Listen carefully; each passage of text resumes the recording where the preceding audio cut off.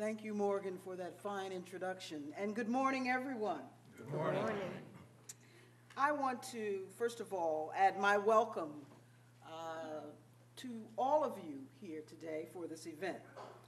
Each year, Widener provides this forum to discuss pertinent topics of the day regarding diversity. Why? Because communication is the basis for understanding. Why do we do this?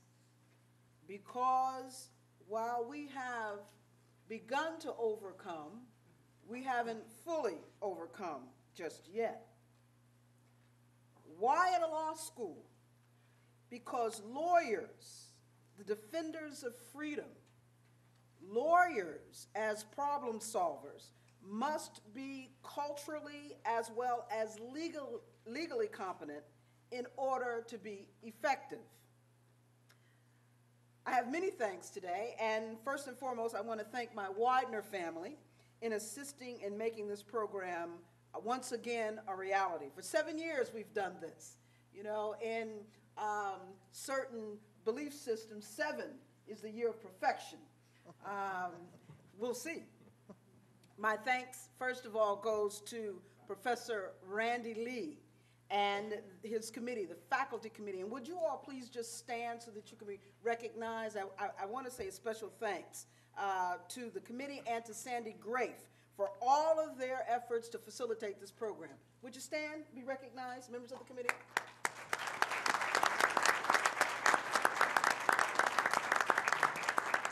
And for those of you who don't know him, and I'm sure that's probably just a handful of people perhaps in this room, Randy Lee was already standing. He's at the back of the room. He didn't come forward. I also have help from our alums and friends in the greater Harrisburg community who are members of the Dean's Diversity Board, who act as a sounding board on issues and programs we are implementing. And they are here today. Would you please stand and be recognized? All the members of the Dean's Diversity Board.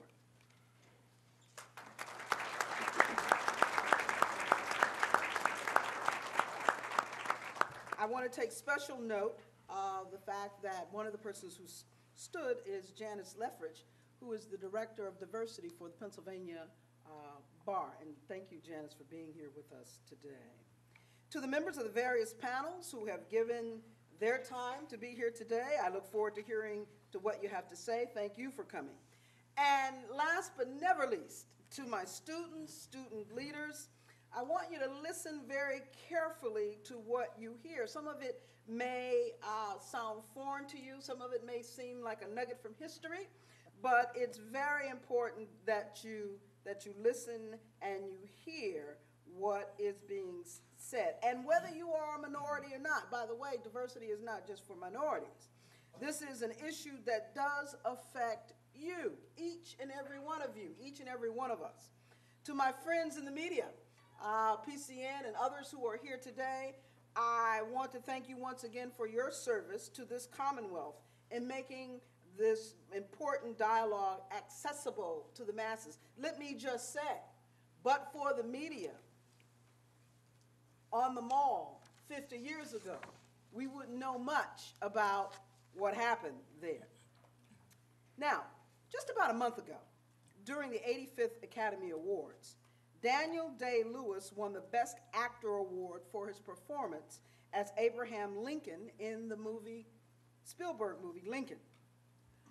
That was just a month or so ago. 150 years ago, on January 1, 1863, Lincoln's Emancipation Proclamation was implemented, and those slaves in the states of rebellion were set free. 100 years ago, last month, a young baby girl named Rosa Louise McCauley was born in Tuskegee, Alabama.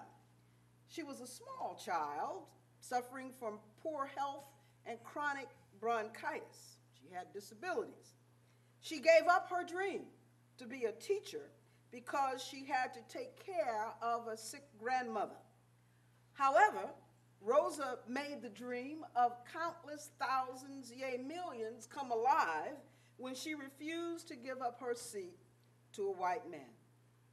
Rosa Parks, the late Rosa Parks, was known as the first lady of the modern civil rights movement. A young preacher, inspired by the life of Gandhi, was propelled into history by his association with that sick little girl, Rosa Parks, and a man named Asa Philip Randolph. Randolph, in 1941, led a march on Washington that convinced FDR, the president, to ban by executive order discrimination in the defense industry. Later, Randolph pressured Truman to end segregation in the armed forces, and the 1963 March on Washington was his idea. 50 years ago, that young preacher, the Reverend Dr. Martin Luther King Jr., one of the several speakers of that day, ignited the audience. When he spoke, his words not only inspired those 250,000 in attendance, but they echoed throughout all of Washington, and yea, I say the world. Dr. King's discussion of the dream was impromptu, a departure, a detour, sparked by the gospel singer Mahalia Jackson's cry, "Tell them about the dream, Martin." The dream Dr. King would share that day would ultimately claim his life. But as it did so, it transformed the minds, the lives, and the dreams of not only his fellow Americans, but people around the world. Dr. King's words remain alive today, and they continue to provide the framework, the barometer, by which we must measure the progress and character of our nation. Dr. King spoke about more than just a dream that day. He also pointed out that when, quote, the architects of our great republic, unquote, wrote the Declaration of Independence, they created a promissory note to which every American was to fall heir. That note, he continued, was a promise that all Americans would be guaranteed the inalienable rights of life, liberty, and the pursuit of happiness. 50 years ago, Dr. King insisted that the note had come back marked insufficient funds. We are here today to discuss to what degree the funds in the American Bank of Justice are more bountiful today than they were 50 years ago, and whether they are yet sufficient to cover the note created at our nation's founding.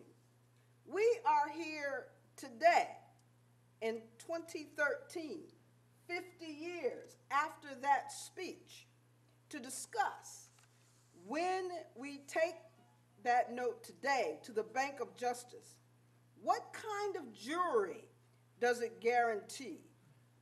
What opportunities does it provide? And what is the means to our schools in our communities?